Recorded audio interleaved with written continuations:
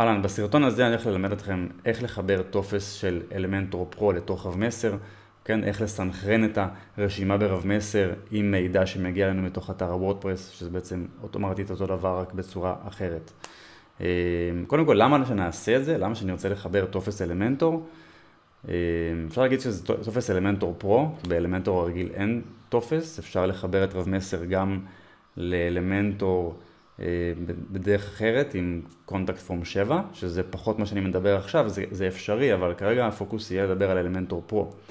הסיבה לעשות את זה זה כי הדפי נחיתה, מישהו רגיל לעבוד באלמנטור ובוורדפרס, אז הוא רוצה לבנות דפי נחיתה באלמנטור, והוא רוצה שזה ייראה כמו שצריך באלמנטור. העיצוב תמיד נהרס כשאנחנו מטמיעים את הטופס בצורה אחרת, ולכן מי שכבר עובד ברב מסר, ויש לו רשימת תפוצה, וזה נכון אגב שאפשר גם לממשק מערכות אחרות, אני כרגע פה מתמקד ברב מסר, אז פשוט מממשקים את זה בצורה מאוד מאוד קלה, מאוד נוחה, באופן שקל מאוד לעבוד עם, בין אם זה דפי נחיתה, בין אם זה הבלוג, אני עובד לפעמים גם עם תפסים בבלוג או פופ-אפים בתוך האתר, כדי להניע יותר אנשים לתוך הרשימות שלנו ברב מסר. אני בדרך כלל ברב מסר עובד עם הלקוחות שלי, אני עובד ספציפית במערכת בחוץ לארץ, שבעצם עובדת על אותו עיקרון של ממשק. אז יש לנו פוסט שבעצם הסרטון הזה יהיה בפוסט הזה, שקצת מסביר ומדבר על הנושא הזה בצורה שהיא טקסטואלית. והצעדים בשביל לחבר טופס לרב מסר זה קודם כל לפתוח חשבון, שמי שאין לו שיסתכל בתוך המאמר, יש לינק לפתיחת התנסות. לבקש מתמיכה של הרב מסר שאנחנו רוצים לחבר את הוורדפרס לרב מסר, ואם אפשר לשלוח לנו את הקודים. הם ישלחו אליכם מה שנקרא טוקנים, זה נקרא טוקנים או אסימונים בעברית, אני אראה לכם איך זה נראה. זה ככה שלקוח שלח לי, זה נראה ככה. הוא שלח להם שהוא רוצה לחבר את הרב מסר שלו לאתר וורדפרס, אשמח לקבל את הקוד המתאים. והם שלחו לו את זה, מפתח וסוד. אז על מנת שתוכלו לראות לאן זה נכנס למקום הזה. ברגע שאתם מתקנים את התוסף, כן, כמו שראיתם בפוסט עצמו, נפתח לכם פה מצד ימין רב מסר תוסף תפסים, ברגע שהוא פועל. בלשונית לפני מתחילים אפשר פה לקרוא את כל האפשרויות השונות, כן, ויש לכם גם אולי הדרכה של רב מסר, ובחיבור לרב מסר עצמו יש כאן מפתח וסוד שצריך להעתיק לפה את המפתח והסוד.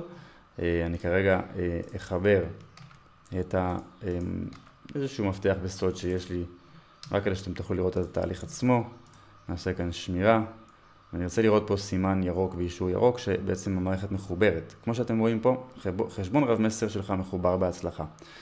עכשיו אני רוצה להדגים לכם את השלב הבא. בשלבים הבאים, כמו שאפשר לראות כאן את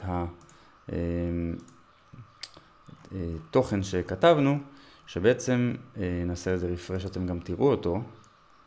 ובעצם הצעד החמישי, זה בעצם השלבים שבשבילו אני עושה את הסרטון הזה, כדי להראות לכם איך בעצם אנחנו מוסיפים בפעולות לאחר השליחה את האפשרות של רב מסר או ריספונדר. אני חושב שכבר זה נקרא רב מסר, פעם זה היה רק ריספונדר, זה פשוט עניין של תרגום עברית לאנגלית בין המערכות. אז אני בכוונה השארתי לכם גם את האופציה הזאת וגם את זאת, תלוי באיזה מערכת אתם עובדים. ואז אתם פשוט מחברים את הרשימה הרלוונטית ומסנכרנים את השדות. אז בואו נראה מה אני יכול להראות לכם פה אצל הלקוח הזה. זה איזשהו אתר שלי, אתר דמו. אני אלך לפתוח כאן את הטופס, שלדוגמה יש פה איזשהו מדריך חינמי, שאני רוצה לממשק פה את השם ואת האימייל, אוקיי?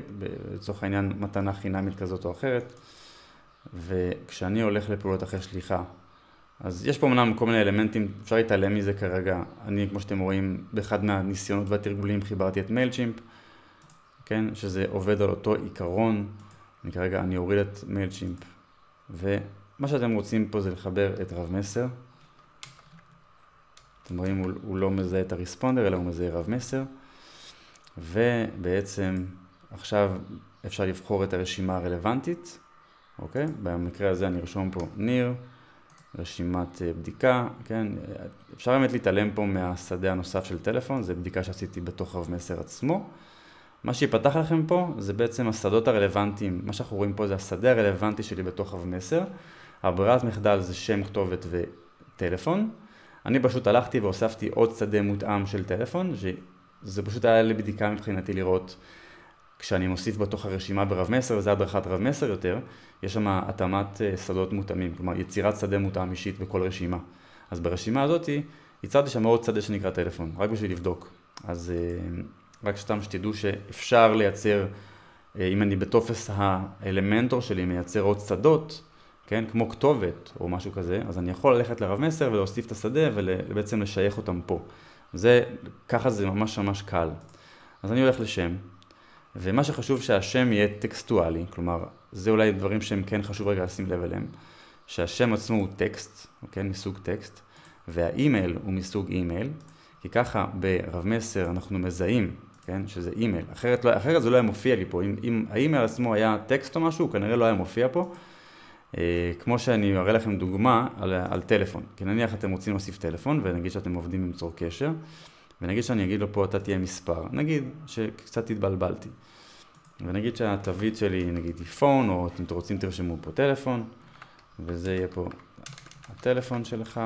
אתם גם על הדרך רואים איך אני מוסיף פה שדה, אבל כשאני אלך לרב מסר, אני לא יכול להכניס את האלמנט. אז הסיבה שבדקתי זה כי אני פתחתי שדה נוסף ברב מסר, שהוא אפשר להגיד שהוא יותר טיפש, אין לו איזו פונקציונלית מסוימת, אבל ברב מסר אנחנו רוצים שהטלפון יתחבר לנו לכאן, ולכן אתם פשוט הולכים לשדות הטופס, ובטלפון, וזה הפואנטה שרציתי שאתם תראו, אתם בוחרים טלפון, אוקיי? זה הסוג הנכון, אוקיי? ועכשיו אתם תראו שברב מסר, עבור השדה טלפון, זה מה שגם יהיה לכם, אתם כנראה לכם לא יהיה את האפשרות השנייה, שאני פתחתי אותה לטובת ניסיון, וגם להראות לכם פה. יש לי פה עכשיו את הפון, אוקיי? שהוא לא נכנס אגב לשדה הטקסטואלי הרגיל, אוקיי? וזה מה שצריך להיות, אוקיי? אז ככה בעצם צריך לעבוד. בהתממשקות הבסיסית הרגילה שתהיה לכם זה השם, כתובת, מייל, טלפון, מה שראיתם פה, וזה הכל. עושים עדכן, הולכים לעמוד עצמו, בסדר, אני יכול לעשות לדוגמה הצג עמוד, וללכת ולנסות את הדבר הזה, אוקיי? שם, דואר, טלפון, לראות שזה עובד, לראות שזה נכנס לרב מסר, וככה בעצם לוודא שהתהליך עובד. כמובן שאפשר עוד ללמוד הרבה על רב מסר ועל שיווק בדואר אלקטרוני, דיוור אלקטרוני, וגם ללמוד על הצד של אלמנטור, איך לייצר עיצובים יותר יפים וכאלה. אבל בסרטון הזה ניסיתי להתמקד מאוד בלהסביר לכם שלמה אתם רוצים לחבר את רב מסר לאלמנטור פרו, איך לעשות את זה בצורה פשוטה. ואם אתם רוצים ללמוד עוד מאיתנו, יש לנו בלוג, יש לנו וובינר, יש לנו אחלה של תכנים. ניפגש איתכם, אני ניר ממאסטרפרס. ביי ביי.